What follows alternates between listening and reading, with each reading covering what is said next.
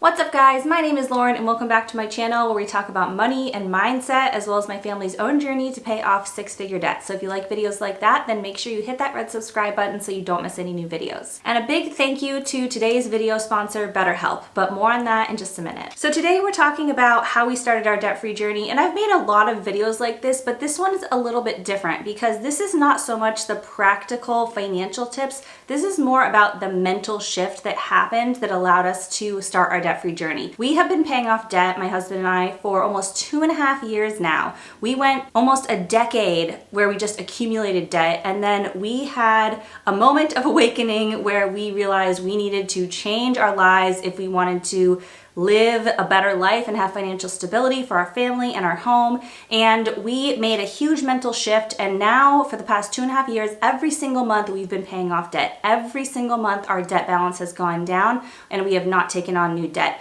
Over the past 2.5 years, we paid off over $130,000 of debt, so we have been killing it, and I want to talk about some of the mental shifts that have taken place for us to accomplish that. So first of all, one of the main emotions that I had to address personally to start our debt-free journey was fear. Fear of failure, fear of money, fear of not being able to accomplish what we wanted to accomplish, just fear of so many things. And when it comes to money, I don't think a lot of people realize how much fear is involved with the decisions we make rather than taking control and being confident and being positive and being proactive. I think fear really impacts us in more ways than one. So fear was a big thing that we had to conquer and kind of set to the side and just say, you know what, I acknowledge that I'm scared and I'm fearful, but I'm just going to believe that we can do this and believe this is something we deserve. Which leads me to the next mental shift that had to be made, which is self-confidence. We had to really boost our self-confidence in our ability to make good decisions because our track record with financial decisions was not good. We had made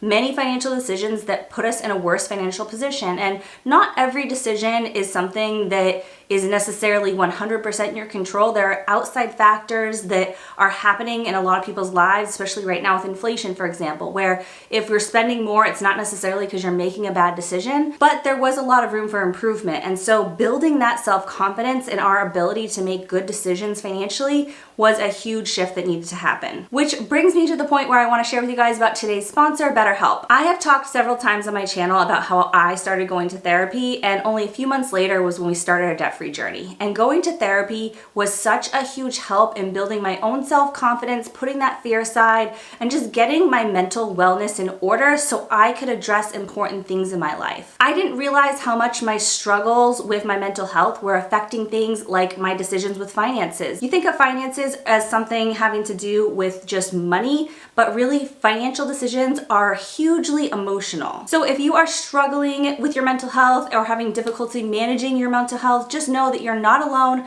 I've been there. I still go to therapy twice a month, and it is such a huge help and has improved so many areas of my life, including my financial life. BetterHelp is customized online therapy that offers video, phone, or live chat sessions with a therapist, and so you don't even have to really be face-to-face on camera with a therapist if you don't want to. They do have other options. There's a broad range of expertise with BetterHelp's over 20,000 therapists, so their therapist network may give you access to therapists in certain specialties that you may not have access to locally. All you have to do to get started is fill out a questionnaire to help assess your specific needs, and then you get matched with a therapist in under 48 hours. From there, you can schedule secure phone and video sessions, plus you can exchange unlimited messages, and everything you share is completely confidential. And if the therapist you're matched with isn't quite the right fit, then you can request a new therapist at any time at no additional charge. So many people use BetterHelp that they are recruiting therapists in all 50 states. So if you are ready to take charge of your mental health, then you can join the over 2 million people that have decided to rely on BetterHelp for their own therapy. You can get 10% off your first month of BetterHelp using my link. That's BetterHelp, and that link will be in the video description. So thank you again to BetterHelp for sponsoring today's video. I hope that if you guys are struggling with your mental health, you reach out and find resources like BetterHelp to help you address your mental health needs. All right, so let's let's keep talking about these mental shifts that have happened. So I talked about fear, I talked about self-confidence. The other thing that changed was my inspiration, who I was surrounding myself by and who I was looking towards as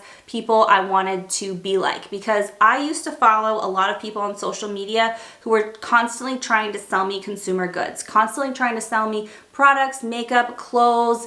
Oh, if you have this thing, oh, if you have this decor, then you can be this ideal image of this person and you're gonna love the way you feel and look and how your family is. And it wasn't ever landing. It wasn't ever making me feel the way I thought it would feel when I bought these things. And it was just putting me into more and more debt. So surrounding myself with people that inspired me and were doing the things that I wanted to be doing was a huge mental shift that happened. It's kind of like you're addicted to one thing and you have to wean yourself off of it and refocus on something that's a healthier habit. And so I got really inspired by the personal finance community here on YouTube and on Instagram and made sure that I started focusing more on trying to be like those people than the people I'd been following before. And the last mental shift that happened, which is a huge, huge one, was the desire to go from appearing wealthy to actually being wealthy. Because there's a huge difference in those. You can appear wealthy by putting a lot of stuff on credit, but at the end of the day, your net worth and your actual cash flow situation might be really bad. But here in America, especially,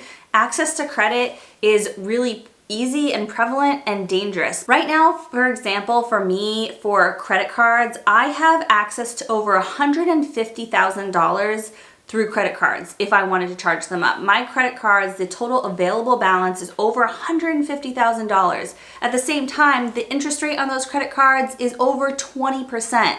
So to rack up that amount of debt on a credit card with that interest rate puts you in a terrible financial position. But to get a new credit card, I just signed up for one actually because I'm trying to learn how to travel hack. That's a whole other thing that I'll make a video about at some point. But yeah, it took me literally 2 minutes and I got access to another $20,000 in credit limit through that new credit card I signed up for. So it's just incredible how dangerous this is and how accessible it is.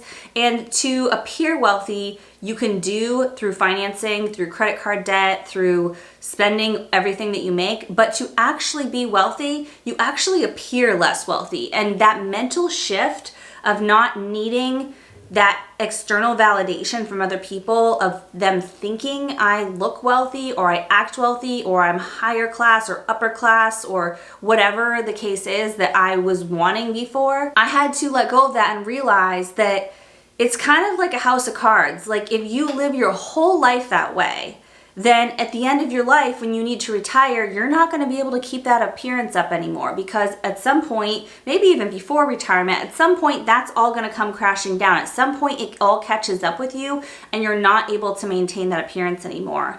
And going bankrupt is something that happens when people do that. And for us, we had massive student loans too, which cannot be discharged in bankruptcy. So we were in a worse position because we couldn't actually get rid of our student loan debt and just file bankruptcy and start fresh. Not that that's necessarily a good option. There's a whole slew of pros and cons that you need to evaluate if you're going to do that. But at some point, this house of cards comes crumbling down and the desire to be wealthy versus appear wealthy really started to click for us. And so at that point, I was really able to let go of a lot of the impulse spending and the shopping and the looking up to the wrong type of people and really start focusing on what actually matters and knowing that I am building something now that there's going to be delayed gratification for, that I am building something now and giving up a certain thing now, which really I don't even feel like I've given up. Like the amount of shopping I do now compared to before is way less, but I'm way happier with my things because again, this mental shift has happened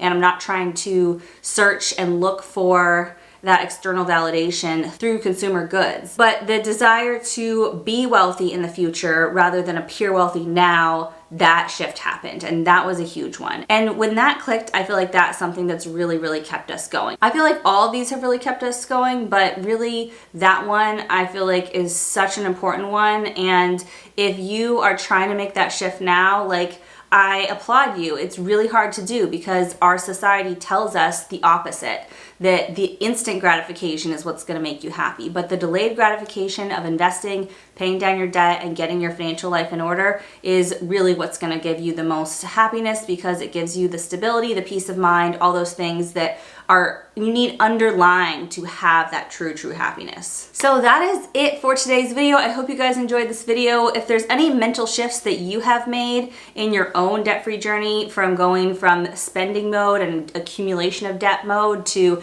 paying off debt and accumulation of wealth mode, then comment below. I'd love to hear different mental shifts that you guys have made. I feel like this discussion is just as, if not more important than the discussion about the actual numbers and the financial strategy, like debt snowball versus debt avalanche and the budgeting and all these things that are talked about so much and are really important. But this other emotional piece of it is just cannot be understated how impactful this is in your financial life. If you like this video, as always, give it a big thumbs up. And if you want to see more videos like this from me, then hit that red subscribe button down there. I'd love to have you as a subscriber, and I'll see you guys soon in my next video. Bye.